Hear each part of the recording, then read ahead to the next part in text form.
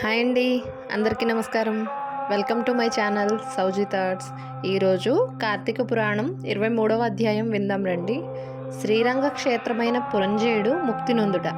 అగస్త్యుడు మరలా అత్రి మహర్షిని గాంచి, ఓ మునిపుంగవ, విజయమందిన పురంజేయుడు ఏమి చేసనో వివరింపమని అడుగగా, అత్రి మహాముని ఇట్లు చెప్పిరి. కుంభ సంభవ, పురంజేయుడు కార్తీక వ్రతాచరణ ప్రభావమున అసమాన బలోపతితుడై అగ్నిశేషము శత్రుశేషము ఉండకూడదని తెలిసి తన శత్రురాజులందరినీ ఓడించి నిరాటంకముగా తన రాజ్యంను ఏలుచుండెను. తన యొక్క విష్ణు భక్తి ప్రభావం వలన గొప్ప పరాక్రమవంతుడు, పవిత్రుడు, సత్యదీక్షా తత్పురుడు, నిత్యాన్నదాత, భక్తప్రియవాది, తేజోవంతుడు, వేదాంగవేత్తయై ఉండును. మరియు అనేక శత్రువులను జయించి దశ దిశలా తన అఖండ కీర్తిని ప్రసరింపజేసెను. శత్రువులకు సింహస్వప్నమై విష్ణు సేవాధురంధ్రుడై కార్తీక వ్రత ప్రభావమున కోటికి పడగెత్తి అరిషడ్వర్గములను కూడా జయించిన వాడై ఉండెను. ఇన్ని ఏళ అతడిప్పుడు విష్ణు భక్తాగ్రేసరుడు, సదాచార తత్పురుషులతో ఉత్తముడై రాణించుచుండెను. అయినను తనకు తృప్తి లేదు. ఏ దేశమున, ఏ కాలమున, ఏ క్షేత్రమున, ఏ విధంగా శ్రీహరిని పూజించినా కృతార్థుడనగుదునా అని విచారించుచుండగా, ఒకానొకనాడు అశరీరవాణి, పురంజయ, కావేరీ తీరమున శ్రీరంగ క్షేత్రమున్నది. దానిని 2వ వైకుంఠమని పిలిచెదరు. నీవచటకేగి శ్రీరంగనాథ స్వామిని అర్చింపుము. నీవి సంసార సాగరమును దాటి మోక్షప్రాప్తి నొందుదువు అని పలికెను. అంతటా పురంజేయుడు ఆ శరీరవాణి వాక్యములు విని రాజ్యభారమును మంత్రులకు అప్పగించి సపరివారముగా బయలుదేరి మార్గమధ్యమున ఉన్న పుణ్యక్షేత్రములను దర్శించుచు, ఆయా దేవతలను సేవించుచు, పుణ్యనదులలో స్నానం చేయుచు శ్రీరంగమును చేరుకొనెను. అక్కడ కావేరీ నది 2 పాయలే ప్రవహించుచుండగా, మధ్యనున్న ఆలయమున శేషశయ్యపై పవళించి ఉన్న శ్రీరంగనాథుని గాంచి పరవశమొంది చేతులు జోడించి, దామోదర, గోవింద, గోపాల, హరే కృష్ణ, వాసుదేవ, అనంత, అచ్యుత, ముకుంద, పురాణపురుష, ఋషికేశ, ద్రౌపదీమాన సంరక్షక, దీనజన భక్తపోష, ప్రహ్లాద వరద, గరుడధ్వజ, కరివరద, పాహిమాం పాహిమాం, రక్షమాం రక్షమాం, దాసోహం పరమాత్మ దాసోహం అని విష్ణు స్తోత్రమును పఠించి కార్తీక మాసమంతయు శ్రీరంగమునందే గడిపి తదుపరి సపరివారముగా అయోధ్యకు బయలుదేరును.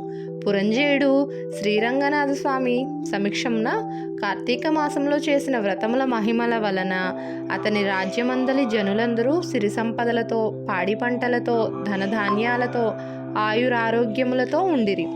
అయోధ్య నగరం దృఢతర ప్రాకారములు కలిగి, తోరణ యంత్రద్వారములు కలిగి, మనోహర గృహ గోపురాదులతో చతురంగ సైన్య సంయుతమై ప్రకాశించుచుండెను.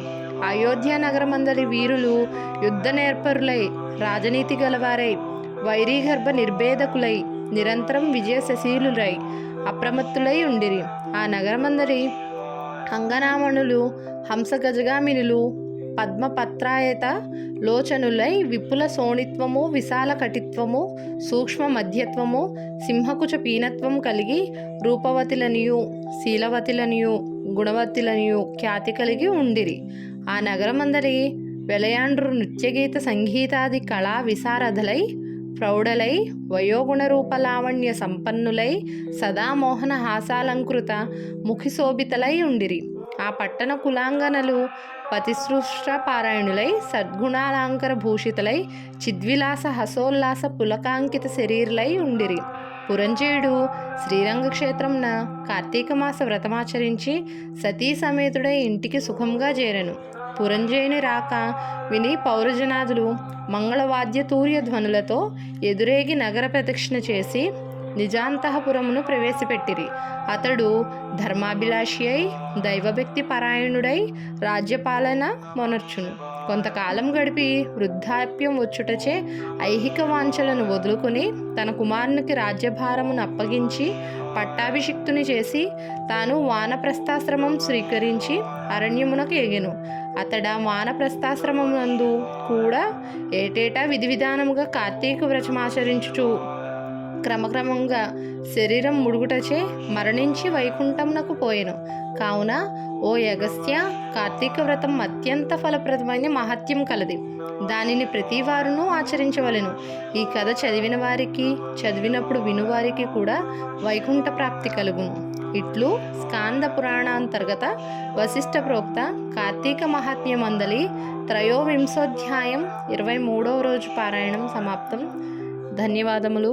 వీడియో కనుక నచ్చితే లైక్ చేయండి, షేర్ చేయండి, కామెంట్ చేయండి. కొత్తగా చూస్తున్న వాళ్ళు సబ్స్క్రైబ్ చేసుకోండి.